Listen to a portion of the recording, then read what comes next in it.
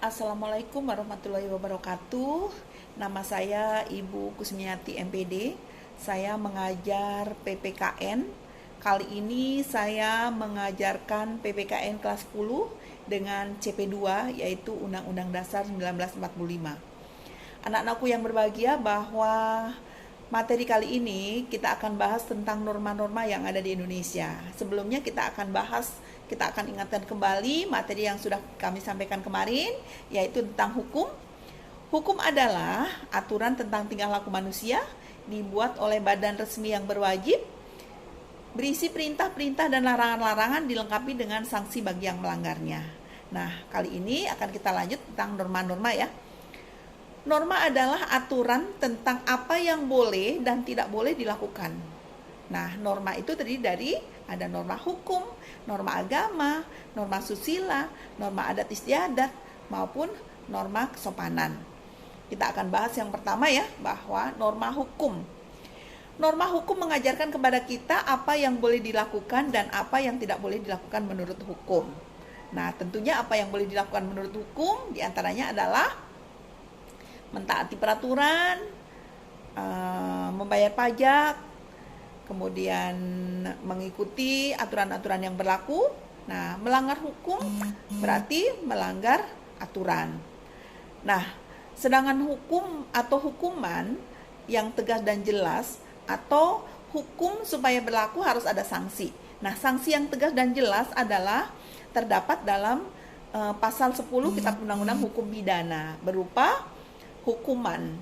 Nah, hukuman dibedakan menjadi dua, yaitu hukuman pokok dan hukuman tambahan. Hukuman pokok terdiri dari hukuman mati, kurungan, penjara, denda. Sedangkan hukuman tambahan berisi perampasan barang-barang tertentu dan perampasan hak-hak tertentu. Nah, itu adalah hukum. Kita akan bahas yang kedua, yaitu norma agama. Norma agama mengajarkan kepada kita apa yang boleh dilakukan dan apa yang tidak boleh dilakukan menurut norma agama. Yang boleh dilakukan menurut norma agama diantaranya adalah berbuat baik, menyantuni sesama, beramal soleh, ibadah, sholat, zakat, puasa bagi yang beragama Islam. Nah, kemudian apa yang tidak boleh menurut norma agama diantaranya adalah mencuri, kemudian mabuk-mabukan, minum minuman keras, ya, berbohong dan lain sebagainya. Yang ketiga, kita akan bahas mengenai norma adat. Nah, norma adat berbeda dengan antara daerah yang satu dengan daerah yang lain.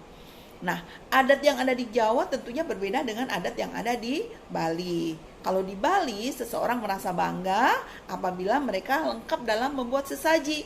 Tentunya hal itu berbeda dengan norma yang ada di Jawa, ya.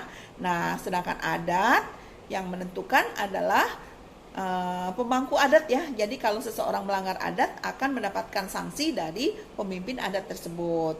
Kemudian yang ketiga adalah norma kesusilaan. Nah, norma kesusilaan ini tentunya berbeda dengan zaman dulu ya. Kita mengalami pergeseran nilai. Kalau zaman dulu norma kesusilaan ya, seseorang atau perempuan pulang larut malam itu berarti sudah perempuan dalam konotasi negatif. Tetapi kalau sekarang banyak pekerja yang pulang sampai larut malam, sehingga mengalami pergeseran ya, bahwa perempuan yang pulang larut malam bukan berarti perempuan yang memiliki konotasi negatif. Nah, kalau norma kesusilaan misalnya ya, kumpul kebo dan lain sebagainya. Nah, norma kesusilaan mereka yang mendapatkan sanksi dari lingkungan setempat. Kemudian norma berikutnya adalah norma sopan santun ya.